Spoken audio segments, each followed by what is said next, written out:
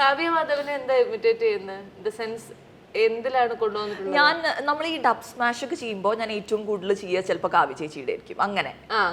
പിന്നെ ദീപികയുടെ ചെയ്യാറുണ്ട്, അങ്ങനെ. ഗായത്രി ഇങ്ങനെ വല്ലവരൊക്കെ ഇമിറ്റേറ്റ് ചെയ്യാതെ സ്വന്തമായിട്ട് ഒരു സ്വന്തം വ്യക്തിത്വം ഉണ്ടാക്കണം, അങ്ങനെ എന്തെങ്കിലും അങ്ങനെ എന്തെങ്കിലും കേട്ടിട്ടുണ്ടോ, പറഞ്ഞിട്ടുണ്ടോ, ഉണ്ടായിട്ടുണ്ടോ? ഉണ്ട്, ഓഫ് കോഴ്സ് ഉണ്ട്. ഉണ്ട്. എപ്പോഴാ അങ്ങനെ ഒരു എന്താ ഇൻസിഡന്റ്? അങ്ങനെ പറഞ്ഞിട്ടില്ല, പക്ഷെ എനിക്ക് തോന്നിയിട്ടത് ഇതൊന്നും ഈ ഇമിറ്റേഷൻസ് ഒക്കെ നിർത്തിയിട്ട് എന്താ പറയാ, സ്വന്തമായിട്ടൊന്ന്. ഈ സിനിമ ഇൻഡസ്ട്രിയിൽ നിൽക്കുന്ന പെൺകുട്ടികളെ സംബന്ധിച്ച് ഒത്തിരി ടെൻഷനുകൾ ഒക്കെയാണ് അവരുടെ വീട്ടുകാർക്ക് ഉണ്ടാവുക.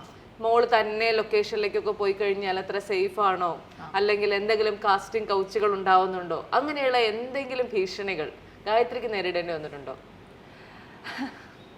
ഇത് ഭീഷണികളൊന്നും നേരിടേണ്ടി വന്നിട്ടില്ല. കോളല്ല, ചോദിച്ചിട്ടുണ്ട്, ഓഫ്കോഴ്സ് ചോദിച്ചിട്ടുണ്ട്. പക്ഷെ ഈ പറയുന്ന പോലെ നമ്മുടെ ഓപ്ഷനാണ്, നമ്മുടെ ചോയ്സ് ആണ് വേണോ വേണ്ടേ എന്നുള്ളത്. So I have not gone for it.